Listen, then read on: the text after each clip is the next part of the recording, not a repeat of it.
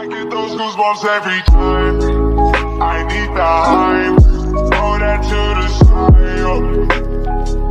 I get those goosebumps every time. What's up, guys? It's your boy Ty Skids here, and today we're playing CarX Drift Racing Online.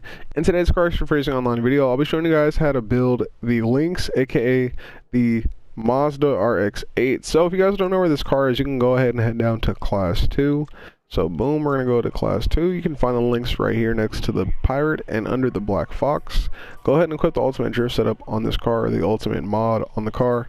If you guys want to know what body kit I'm running the last body kit for this car, and I'll go ahead and walk you guys through. I have the second tail lights, stock front bumper, I have the fifth hood, I've got the stock roof, I've got the second side mirrors, I've got the roll cage in there, I've got the second trunk, the rear bumper delete, I've got the fourth spoiler, fourth tail lights, last exhaust.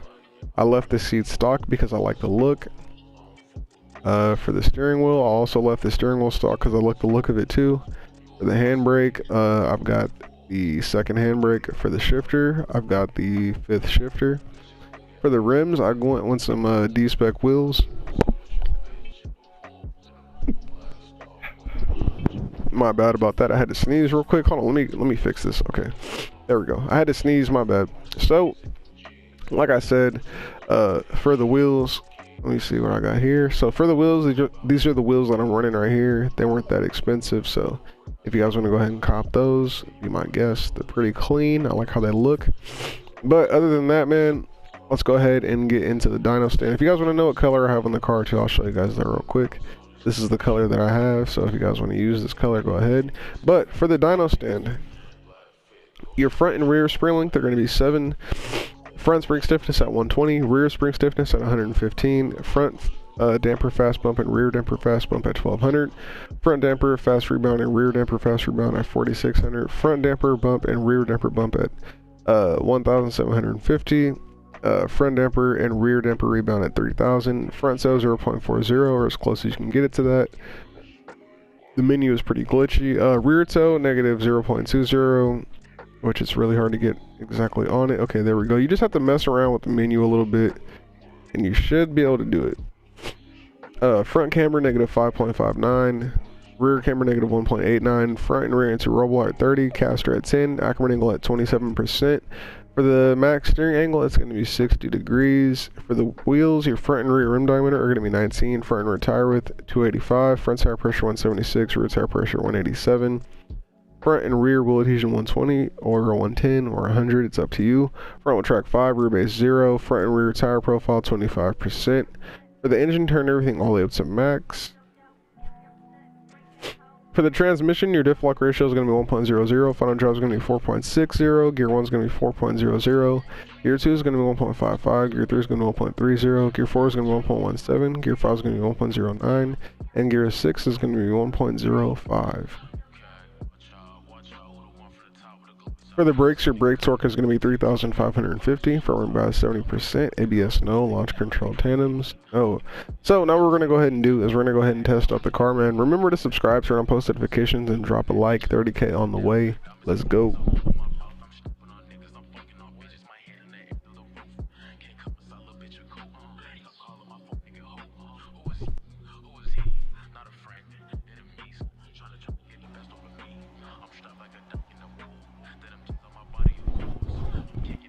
Alright, so it's almost loaded in.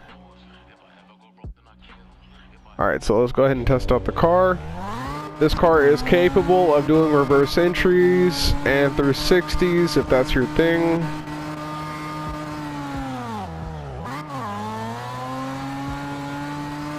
So as you can see there, we got a 360 coming out.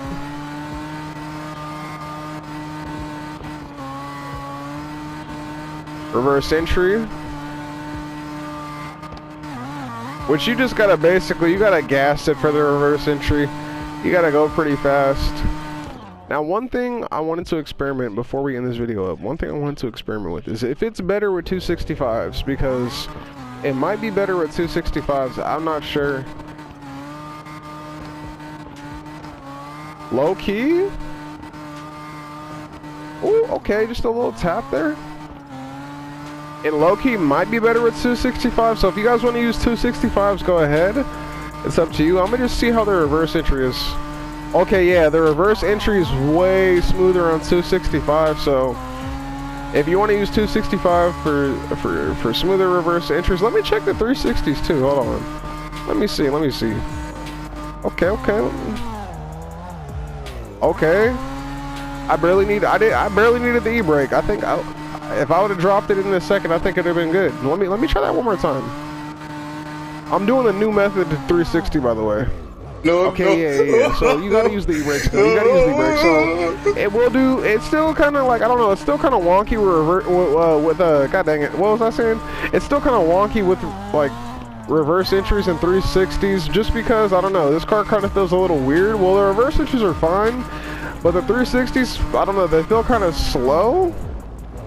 I don't know why. I think it's just because the car doesn't have that much horsepower though, so it's not really like pulling out of the 360 like, you know, that fast. But other than that, it's a great car. I mean, you could definitely go online, hit skids with this, catch some angles, you know, catch some doors, whatever you're into, you know what I'm saying? This has been your boy Ty Skids playing CarX Drift Racing online, and today I showed you guys the best ultimate drift setup for the Lynx, aka the Mazda RX-7, and I'll see you guys next time. Peace.